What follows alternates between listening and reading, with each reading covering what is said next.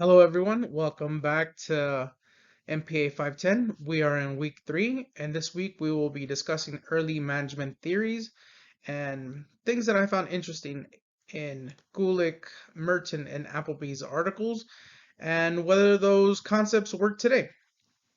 Thank you for joining me. Luther Gulick. On page 83, he states, "A man cannot serve two masters." And in public administration, this translates to an individual cannot have more than one boss. Direct supervisor, at least, right? Um, and to me, that makes sense because having more than one supervisor makes you question who you should listen to, makes you question every boss has their own style of leadership. It does create confusion. And currently, I see this happening at one of my job site locations. At that site, they have an operations manager, they have an office manager, they have a quality assurance person who's in charge of certain departments. The departments have their each individual supervisor. So it's not uncommon to hear someone say, "Oh, they're not my manager," or "they can't tell me what to do." And this is exactly what Gulick means. Having too many chefs in the kitchen, per se, um, leads to confusion. It leads to inefficiency, and it creates irresponsible workers. There needs to be one person in charge. Um, that way, the directions are clear, concise, and there's no doubt about who to listen to. Um, this leads to a span of control. We could talk about that another time, but unity of command. I see it to this day. Um, I think it's a good idea. It still applies. Um, and it leads to efficient workers.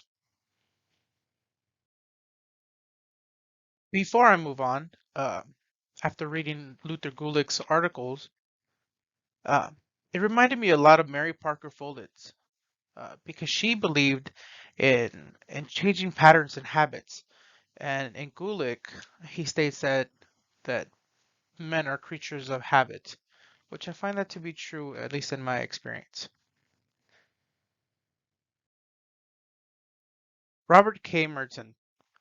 On page 98, he states, "One's abilities function as inadequacies or blind spots." And I take that to mean that some employees are so entrenched in doing things the way they've been taught and staying within those regulations that any anything that comes out of that scope of work, they don't know how to function, or they won't know how to react properly. And in the past, I've had supervisors who prefer that, who who are so, this is the way we always do things, that everything else is irrelevant. That if we can't help out this one person, then the mission of helping out everybody else is greater than this one person. And while it does seem cold at the time, or like we don't care about a certain client, he used to say that people make mistakes, and the people that make mistakes of the heart cannot be retrained because they knew better and still chose to do the wrong thing. But people who make mistakes of the mind can be retrained and be taught to learn properly. Um, while I don't agree with that, I do see the benefits of structure and efficiency. Um, and while some people might consider that rude or coming off as cold or insensitive, um, I consider it efficient and professional.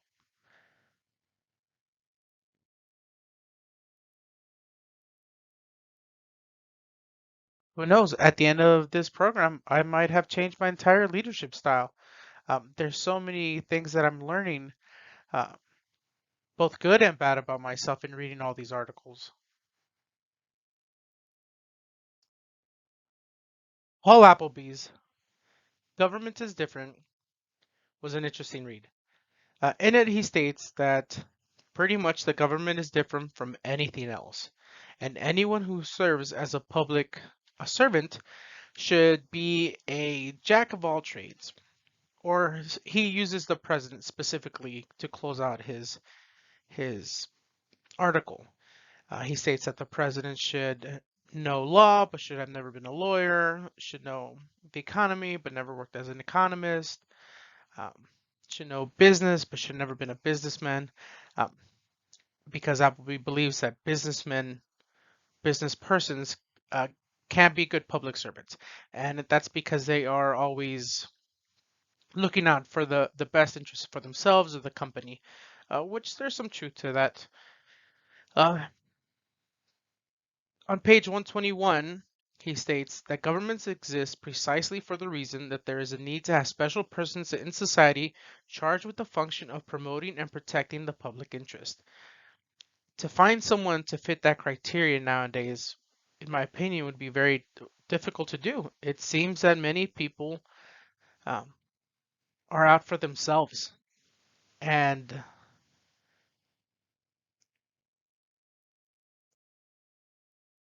in order for this quote to be true, public servants should have the best interest of the people at all times.